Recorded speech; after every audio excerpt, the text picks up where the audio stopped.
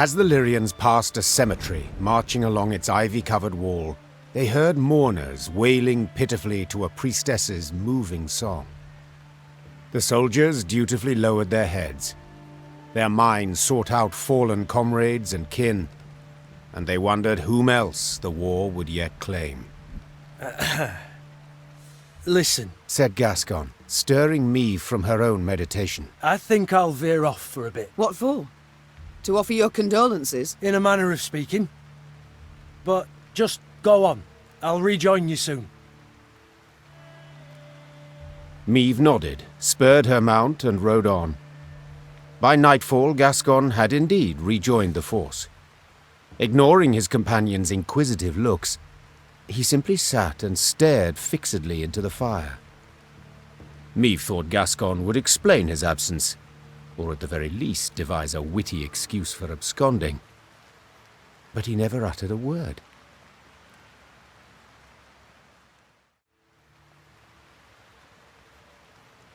Meve nodded in agreement, then made as if to ride on. Yet Gascon had hardly entered the cemetery when the Queen turned and followed. Gascon quickly realized he was not alone. Oh, Meve. Had I been plotting to do you no good, I'd not have announced I was sneaking off to do it. What do you mean? Come now, Meve, don't play the fool. You don't trust me, so you followed. Probably thought I'd commune with Epdahi in some crypt. Nay, better, the conclave of mages. Well, rest assured then. For if I truly had something I wanted to conceal, I dare say you'd not have noticed me slip off. Are you truly surprised I'm suspicious of you? Truly? Allow me to remind you, you were prepared to deliver my head to the Nilfgaardians on a silver platter. And allow me to remind you that I did no such thing. In fact, I subsequently saved your life. And shouldn't the latter trump the former? At least in your memory. Gascon. I was merely curious to see what you would do here. Ah, indeed. It is rather curious what folk do in cemeteries. Play tiddlywinks, perhaps? Or take in the sun? Gascon. If I truly suspected something nefarious, I'd have dispatched my scouts, not followed you alone. Which begs the question, why'd you follow? Why are you here? Why have you come? Because you've not been yourself. You've been acting strangely. And that gives you the right to spy on me? Gascon, I've grown used to you bending the rules of decorum, but now you overstep, sir. You overstep. Oh, will you have me flogged? Hold your tongue, sir, or I shall indeed. Splendid. Now tell me why you've come here.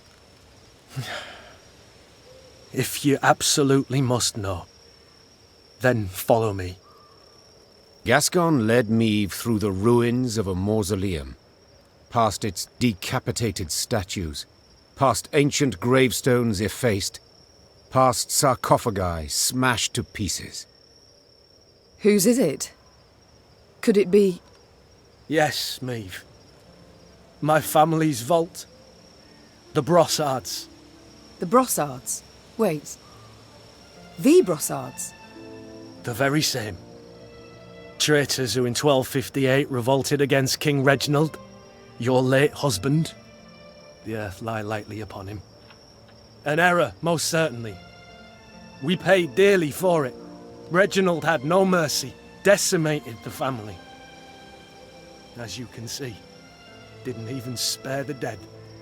I was outside, away from the house. 'Tis the only reason I survived.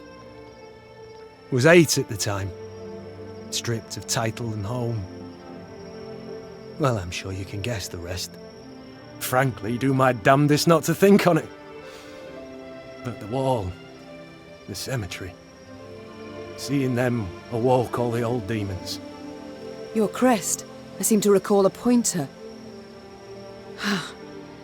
The Duke of Dogs. Now I understand. The Brossards' trial I remember well. Reginald was angry. He prodded and pushed. Too far. The sentence was cruel, spiteful. I felt it all, but said nothing. I'm so very, very sorry, Gascon. Water under the bridge. And the past's a thing none of us can change. Listen, they await me, I'm sure. I've got to get back. But if you... No. I'll come with. Not for me here anymore, as I see it. Gascon remained silent the rest of the day. When the force halted for the night, he sat secluded in his tent. Come the morn, he donned his typical smirk and witty charm, but it all rang hollow. For the day's sights would long haunt his dreams, waking thoughts. The cemetery and his family's final resting place, shattered, defiled, in ruins.